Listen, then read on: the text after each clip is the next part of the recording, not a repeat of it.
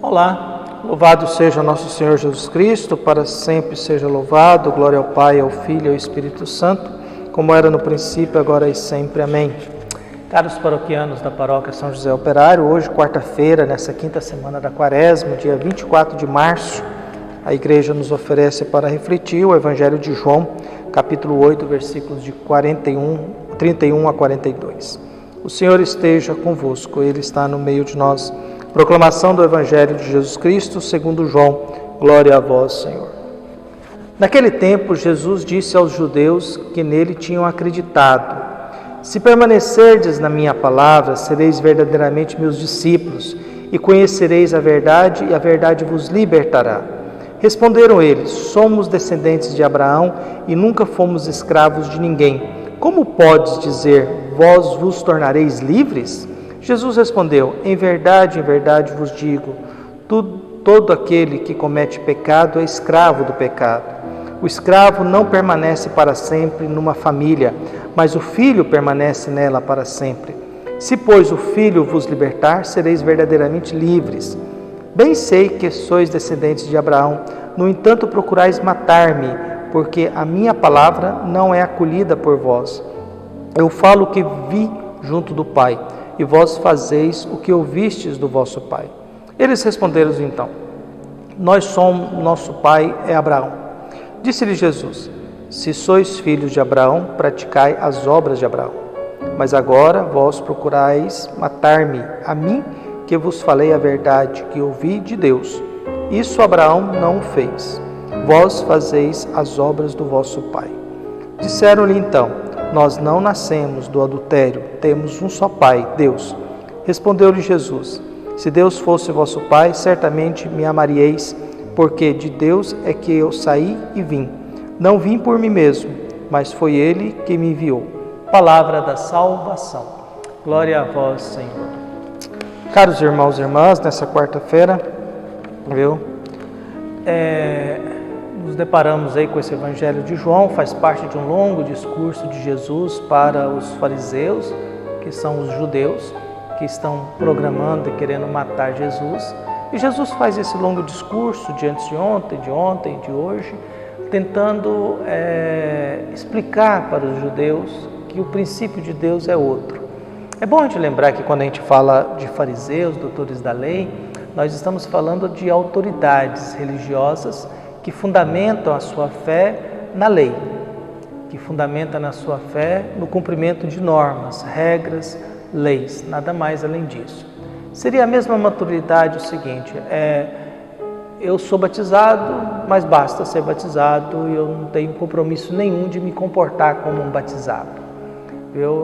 Basta ir no preceito dominical, vou na missa domingo, mas eu não tenho nenhuma responsabilidade durante a semana de ser honesto, de ser bom, de ter posturas corretas, não tenho nenhuma responsabilidade diante disso. Por isso nós nos deparamos com esse contexto, com essa realidade e com essas dificuldades no mundo em que nós vivemos.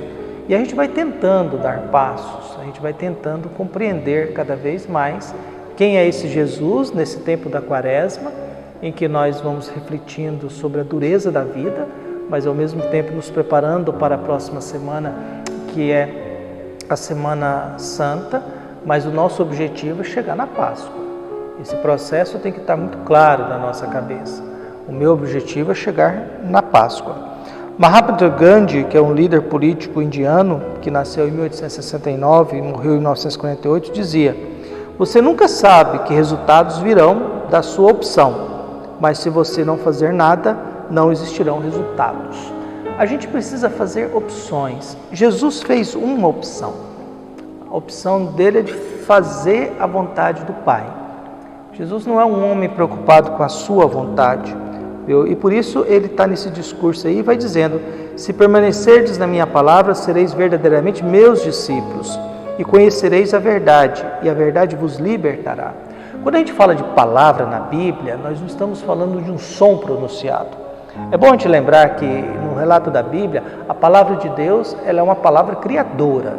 A palavra ela não é só algo que diz uma coisa como na nossa mentalidade, mas a palavra de Deus gera vida.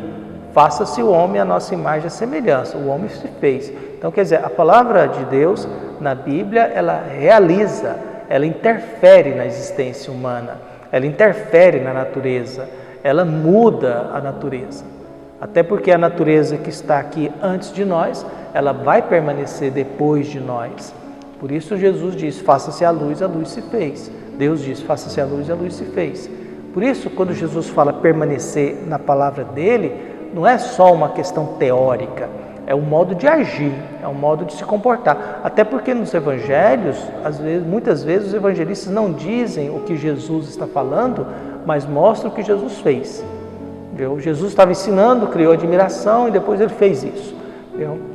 Geralmente é isso. Por isso que Jesus começa essas reflexões. Se permaneceres na minha palavra, quer dizer, permanecer no meu modo de ser. Viu? Permanecer no meu modo de ser. Viu? Então vocês conhecerão a verdade e a verdade vos libertará. Quando a gente pensa em verdade, o que é? A verdade é que Jesus é Filho de Deus. A verdade é que aquilo que Jesus está dizendo, ele aprendeu do Pai. A verdade é que Jesus está aqui para preservar a vida. Mas quem está ouvindo ele está pensando em cumprir deveres, cumprir leis, normas, regras. Está pensando em cumprir preceitos, mas não está pensando na vida humana. Não está pensando na vida humana. A igreja muitas vezes agiu desse jeito. Para defender a sua estrutura, ela promoveu a Inquisição. Para promover os seus valores, condenou muita gente, jogou muita gente na fogueira, excomungou muita gente. Para defender a sua verdade, que nem sempre era a verdade de Deus, a estrutura da igreja fez muito isso. Carregamos isso na nossa história. Carregamos não só isso, porque na mesma forma também que a igreja produziu a Inquisição, produziu a fogueira e tantas outras coisas, também produziu uma Madre Teresa de Calcutá, produziu um São Francisco de Assis, produziu tantos santos, homens e mulheres, e tantos hospitais e tantas escolas para educar e cuidar bem da saúde das pessoas. E o discurso hoje é a respeito de Abraão. Jesus, eles falam, os judeus estão falando, nós somos filhos de Abraão.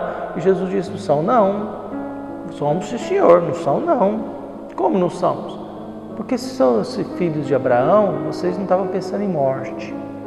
Viu? Se vocês conhecessem a verdade, vocês não estavam pensando em morte. Então o que nós temos nesse discurso de Jesus hoje? Jesus defendendo a vida humana e os religiosos, representados aí pelos fariseus ou com o nome de judeus, viu? Eles estão querendo matar Jesus. E por isso Jesus disse, não, vocês não são descendentes de Abraão. Eu estou falando aqui do Pai e vocês querem me matar. Eu estou falando aqui de Deus e da vida humana, vocês querem. Eu estou pensando em vida, vocês estão pensando em morte. Eu estou pensando em salvação, vocês estão pensando em me destruir. Eu estou pensando assim em salvar as pessoas e perdoar e ajudar, e vocês estão pensando em me condenar. Então vocês não são, porque se vocês fossem filhos de Abraão de verdade, vocês saberiam quem eu sou. E saberiam que eu não estou aqui falando por mim mesmo, eu estou aqui falando pela vontade de Deus. Eu estou aqui com essa consciência de que eu estou falando com vontade de Deus.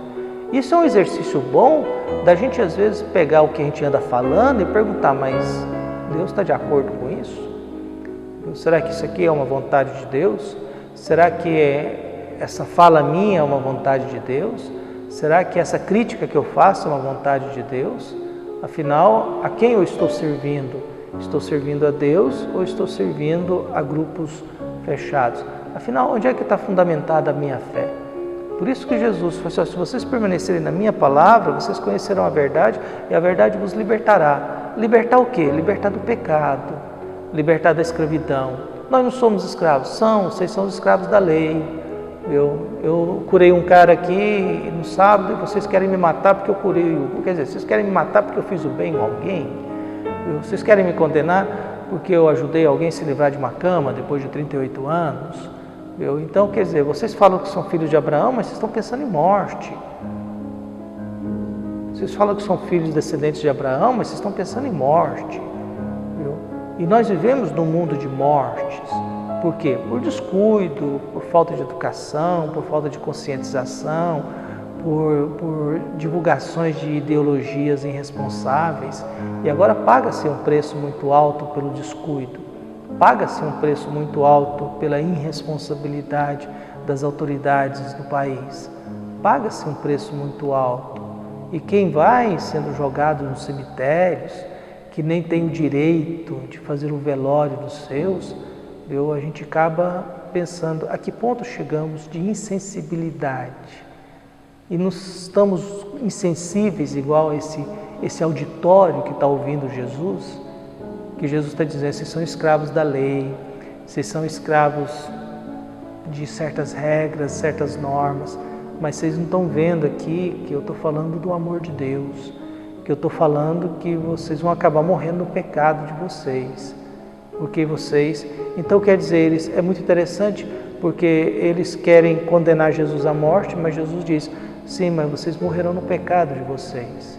E talvez nós estamos morrendo do pecado nosso, de não respeitar o distanciamento, de não usar máscara, de não usar álcool, de não criar aglomerações desnecessárias.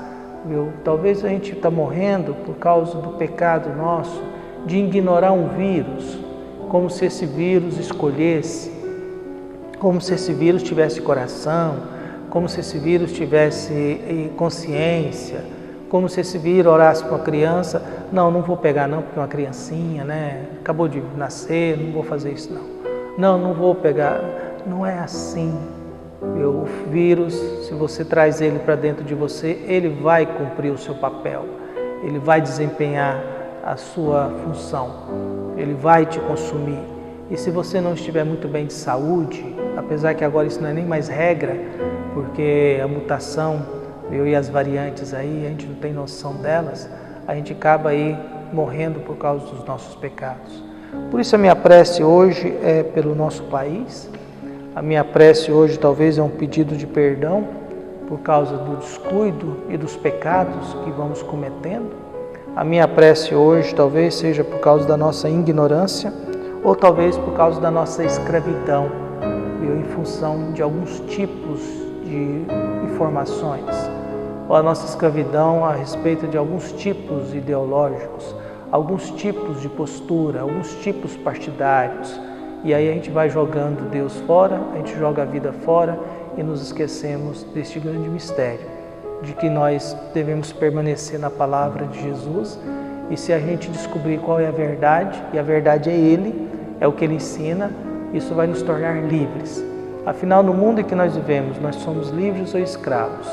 Por mais que a gente viva num mundo que chamamos democracia e somos livres, nós nunca fomos tão vigiados, nunca fomos tão controlados. O seu cartão de crédito diz quem você é e onde você está o tempo todo. O seu WhatsApp, o seu celular diz quem você é e aonde você está o tempo todo. As câmeras nos filmam o tempo todo. Nós, quando vamos no aeroporto, nós somos tratados como bandidos e não como cidadãos do bem. Nós somos vigiados, controlados e somos tratados no mundo como criminosos, como terroristas e não como pessoas honestas e boas. O princípio de qualquer lugar no mundo que a gente vai é sempre esse: você é perigoso. Por isso você tem que sorrir, porque você está sendo filmado. Não. É melhor você chorar, porque nós estamos sendo vigiados. Perdemos a nossa liberdade em nome da segurança. Perdemos a nossa liberdade em nome do medo. Perdemos a nossa liberdade porque temos que aparecer. E nós nos expomos constantemente, revelamos quem nós somos e dizemos tudo sobre nós. E aí depois, quando alguém descobre que há muitas informações sobre você nas redes, a pessoa se assusta. Quando alguém vê e percebe que tem muita gente sabendo quem somos nós, a gente se assusta. Mas nós demos essas informações. A gente dá informações de quem nós somos. Por isso hoje Jesus está aí, nesse diálogo, nesse discurso difícil com essas autoridades, mas ao mesmo tempo é Jesus tentando dizer, pessoal, olha, vocês não estão entendendo que eu estou fazendo aquilo que o Pai quer e não a minha vontade. Então a minha prece hoje acaba sendo a mesma coisa.